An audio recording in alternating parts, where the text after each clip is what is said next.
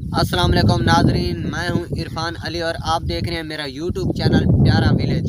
तो नाजरीन, आज मैंने कुछ तुम्हारे लिए वीडियो बनाई है, अपने दोस्तों के लिए, अपनी यूट्यूब फैमिली के लिए। और वीडियो बहुत ही मज़ेदार है। मैंने फ़नी वीडियो बनाई है और फ़नी वीडियो तुम लोगों को मैं दिखाने वाला हूं कि मैंने बहुत ही अच्छी वीडियो बनाई है। उम्मीद करता हूं वीडियो तुम्हें पसंद आएगी और वीडियो मेरी आखिरी तक देखना, एंड तक देखना। तो व्यूअर्स, मेरे चैनल को सब्सक्राइब करना और साथ में दिए गए बेल आइकन को ज़रूर प्रेस करना और कमेंट में मुझे ज़रूर बताना कि वीडियो तुम्हें कैसी लगी। अच्छा यार, एक मेरा संगी है, मेरे को नहीं याद आना कि भूल के धाता हुए मैं पेट खलो गया। शैम्पू मैं घिनारे नहीं धापो लेकिन इस कसम चाहिए ये पानी देता नेड़े वंजने नहीं। यकीन मनो 3 महीने खुरियां ते जो सिनी टाकी सोनाली शमीम भूडेन मेरी में थई परवाह कहनी मैं याद रखी तेरे बाले को 5 दे के अब्बा सडवेसा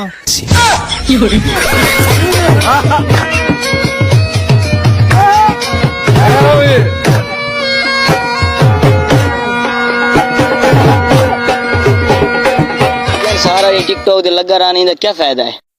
या तो सहारा है दर्द मारा दा और केरा पासा है आशिका बेचारा को हासिल नहीं कर सकता। दिमाग शाट ना कर। सकीना ने मेरे को अपनी मर्जी ना चुनी। सकीना दासी को हमने चुना है अपनी मर्जी से।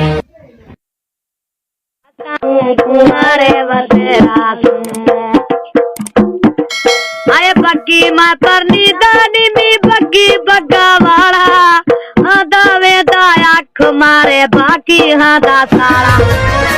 हर कहे गए अपना कृष्णा मयार हो दे कोई हिक गथी नहीं सकता कोई हर तजार हो दे। फनी खबरां तफसील दे नाल सुन सो। जिंदगी च घुटो उहो आने कड्डियां दे इंजा दौर आगे सलाह भी कोई नहीं देंदा। अपने रफड़ आप भोगो। कोई बंदा मेरे को वो शहर गोल ले जाए आखे मेरी कश्ती वहां डूबी जहां पानी कम था। अपना लहजा धीमा रखिए साहिब, गरम तो हमें सिर्फ चाय पसंद है। कोई और दूजा क्यों मुझे न तेरे सिवा चाहिए। मेरे बाद है ना मरे सारे मेरे मुंह दो ताड़ी बैठन की मेरे मां कोई गाल करनी हर कोई चिकन दारा दे में गुडे मैं नहीं लेना। ਇਹ क्या कर गई थी ओए मो यार तेरे कने मोबाइल दे विचों ही बोंदी पई है धंधा ही में कहना।